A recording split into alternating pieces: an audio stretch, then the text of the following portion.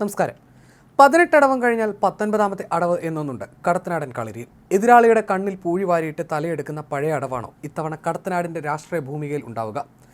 ലോക്സഭാ തെരഞ്ഞെടുപ്പിൻ്റെ ചൂടുയർന്നതോടെ അവസാന നിമിഷം പത്മജയെ മുൻനിർത്തി BJP നടത്തിയ അംഗച്ചുവടാണ് കേരളത്തിൻ്റെ രാഷ്ട്രീയ ചിത്രം തന്നെ മാറ്റിയത്.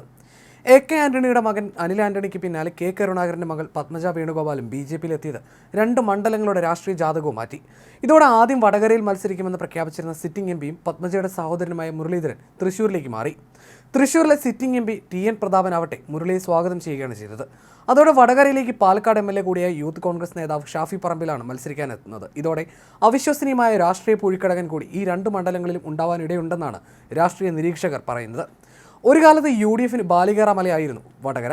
ഈ ഇടതുകോട്ടയിൽ ഒഞ്ചിയമടക്കം നിരവധി കർഷക സമരങ്ങൾക്ക് സാക്ഷിയായ പാർട്ടി ഗ്രാമങ്ങളുണ്ട്.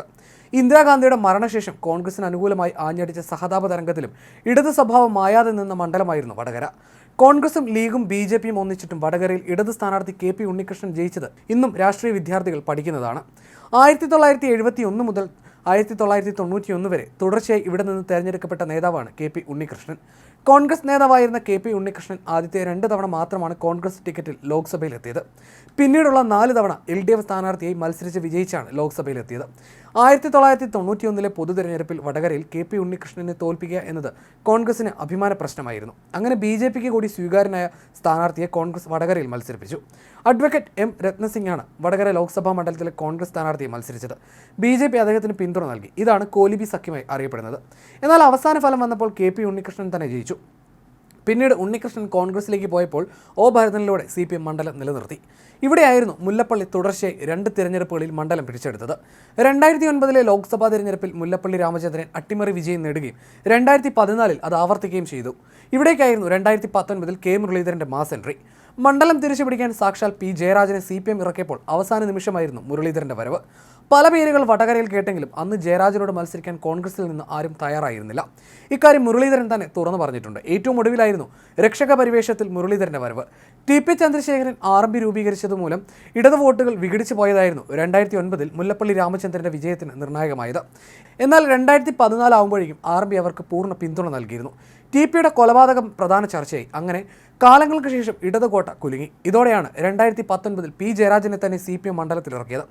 കൊലപാതക രാഷ്ട്രീയത്തിൻ്റെ ഇരയെന്ന രീതിയിൽ എതിർപ്രചാരണത്തെ ജയരാജനിലൂടെ മറികടക്കാൻ കഴിയുമെന്നായിരുന്നു അന്ന് CPM കണക്കുകൂട്ടിയിരുന്നത്. പക്ഷേ ശബരിമല വികാരവും രാഹുൽ തരംഗവും എല്ലാം ചേർന്നപ്പോൾ മുരളീധരൻ 80,000-ഓളം വോട്ടിൻ്റെ വൻ ഭൂരിപക്ഷത്തിന് ജയിച്ചു. ഇക്കുറിയും TP ഫാക്ടർ മണ്ഡലത്തിലുണ്ട്. പക്ഷേ തങ്ങൾക്ക് കിട്ടാവുന്ന ഏറ്റവും മികച്ച സ്ഥാനാർത്ഥിയാണ് ഇവിടെ CPM രംഗത്തിറക്കിയത്. ഒന്നാം പിണറായി സർക്കാരിൽ ആരോഗ്യമന്ത്രിയായി കഴിവ് തെളിയിച്ച KK ശൈലജ ടീച്ചർ സ്ഥാനാർത്ഥിയെ എത്തിയപ്പോൾ ഇടത് കേന്ദ്രങ്ങളിൽ ആവേശമുയർന്നു. ഇപ്പോൾ മുരളിക്ക് പകരം ഇറങ്ങുന്നത് ഷാഫിയാണ്. പക്ഷേ ഇവിടെ മറ്റൊരു രാഷ്ട്രീയ ചതി മണക്കുന്നുണ്ട്. എന്ത് വില കൊടുത്തും തൃശ്ശൂരിൽ സുരേഷ് ഗോപിയെ പരാജയപ്പെടുത്തുക എന്നത് ഇരു മുന്നണികളുടെയും ആവശ്യമാണ്. അതിനാൽ കോലിബിക്ക് പകരം കോലിമ സഖ്യമായിരിക്കും വടകരയിൽ രൂപപ്പെടുക എന്ന സംശയമുണ്ട്. മാർക്സിസ്റ്റ് കേഡർ വോട്ടുകൾ തൃശ്ശൂരിൽ മുരളിക്ക് പോകുമ്പോൾ കോൺഗ്രസ് ലീഗ് വോട്ടുകൾ ശൈലജ ടീച്ചർക്ക് കിട്ടത്തക്ക രീതിയിലുള്ള ഒരു അഡ്ജസ്റ്റ്മെന്റ് നടക്കാനുള്ള എല്ലാ സാധ്യതയും വടകരയിൽ കാണുന്നുണ്ട്. പത്മജ സംഘപരിവാർ ക്യാമ്പിൽ എത്തിയതോടെ കോൺഗ്രസിനെയും വ്യക്തിപരമായി K മുരളീധരനെയും സംബന്ധിച്ച് അതിനിർണായകമാണ് തൃശ്ശൂരിലെ തെരഞ്ഞെടുപ്പ്. വിജയം ആവർത്തിക്കാമെന്ന് ഉറച്ചു വിശ്വസിച്ച TN പ്രതാപൻ തെരഞ്ഞെടുപ്പ് പ്രചാരണത്തിന് തുടക്കം കുറിച്ചതിൻ്റെ പിറ്റേ ദിവസമാണ് ഇവിടെ അപ്രതീക്ഷിത ട്വിസ്റ്റ് ഉണ്ടാവുന്നത്. കരുണാകരൻ്റെ മണ്ണിൽ പത്മജ വേണുഗോപാൽ BJPയുടെ ഭാഗമായി തിരഞ്ഞെടുപ്പ് പ്രചാരണത്തിന് ഇറങ്ങിയാൽ അതിന് മറുപടി പറയാൻ കഴിയുന്ന ഏറ്റവും നല്ല ആൾ എന്ന നിലയിലാണ് മുരളീധരനെ കോൺഗ്രസ് തൃശ്ശൂരിലെത്തിച്ചിരിക്കുന്നത്.